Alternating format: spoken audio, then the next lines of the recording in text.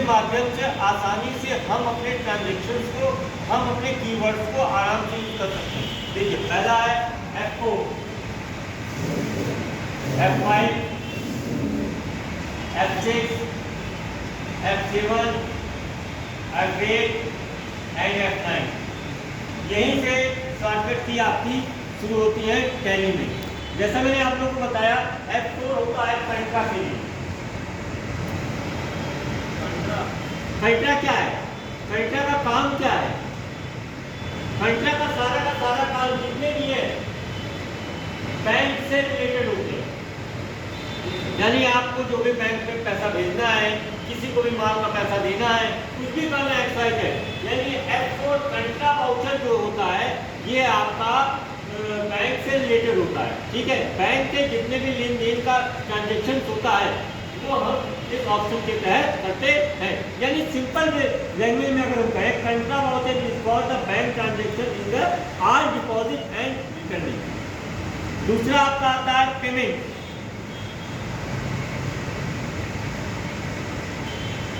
Payment का मतलब क्या होता है? भाई हमने माल खरीदा है, माल बेचा है, माल खरीदा है, माल बेचा है। अगर खरीदा है तो उस पर पेमेंट करेंगे कि नहीं करेंगे? तो जितने भी प्रकार के पेमेंट से रिलेटेड हमारे ट्रांजेक्शन होते हैं उसको हम पेमेंट करते हैं। और पेमेंट की शॉर्टकट की है F5 और कंट्रा की शॉर्टकट की है F4। हाँ, भरपाई भी कहते हैं, हिंदी में भरपाई कहते हैं। पेमेंट का मतलब है भाई मैं यहाँ पे क्या ये मार्कर, भाई मुझे मार्कर चाहिए, आई हैव वन मार्कर, मैंने लिया, कितने का है? How much? 20 रुपीज दे दिया। अब मैंने ये तो लिया, लेकिन मैं अपने रिकॉर्ड के लिए वहाँ पे आऊँगा पेमेंट में, इसकी एंट्री करूँगा कि मैंने इतना रुपया इस मकसद से इस व्यक्ति को दिया है। क्लियर हो गया? अब आते हैं, बात करते हैं हम F6 रिसिप्ट।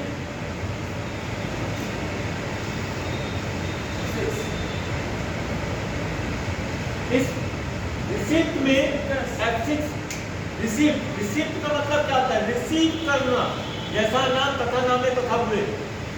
रिसीव करना, रिसीव का मतलब क्या हो गया? हमने कोई भी वाउचर से रिलेटेड चाहे पेमेंट किया है, चाहे माल को खरीदा है, जो भी क्या है उससे रिलेटेड हम यहाँ पे सारी की सारी एंट्री करते हैं। Receipt voucher is used for the all type receiving entry, यानी हमको जो भी रिसीव प्राप्त हो रही, जो भी प्राप्त हो रहा है उसकी एंट्री हम रिसीविंग में करते हैं। और उसके साथ में क्या है? अब आते हैं F7। ये आपका जनरल वाउचर है। क्या है? जनरल वाउचर की एंट्री जो होती है वो होते हैं this is a special voucher, this is a special voucher of adjustment.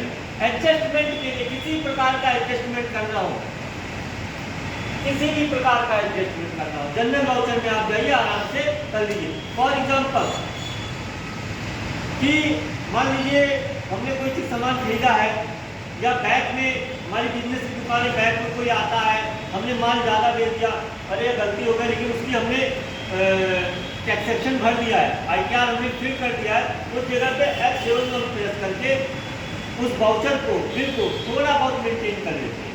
या क्या होगा? General voucher.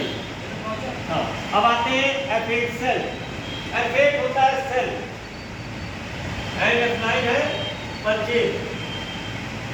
F8 सेल, इसमें अपने सेल यानी बेची गई जो भी हम बेचे गए कार्य का पूरा ट्रांजेक्शन इस सेल वाउचर में हम आसानी से करते हैं।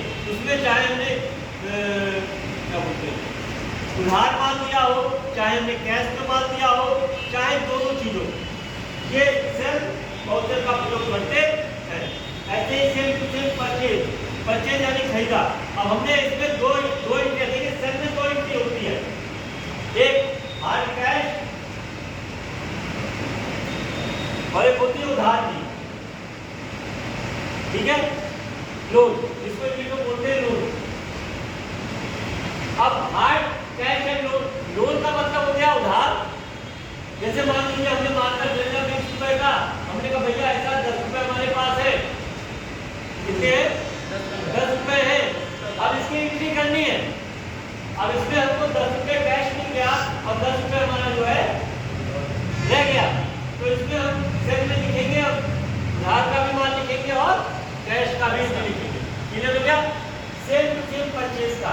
F9 F8 and F9 clear. यानी जो माल हम खरीद रहे हैं, जो हम कर रहे हैं, वो हमारा जो है परचेज का हो गया। यानी F4 से पेंटा वाउचर पेमेंट के लिए, सॉरी F4 से पेंटा वाउचर बैंक से रिलेटेड के लिए, F5 पेमेंट चाहे जो भी आल टाइप पेमेंट्स के लिए, F6 आल टाइप रिसीव के लिए, F7 जनरल प्रॉब्लम क्रिएट जो होती है उसके सोल्यूशन के लिए, F8 सेल के लिए, F9 परचेज के लिए। इस शॉर्टकट की क्लियर होगा। इसके बाद भी और कुछ की है, जैसे वो मैं आपको बात करूँगा।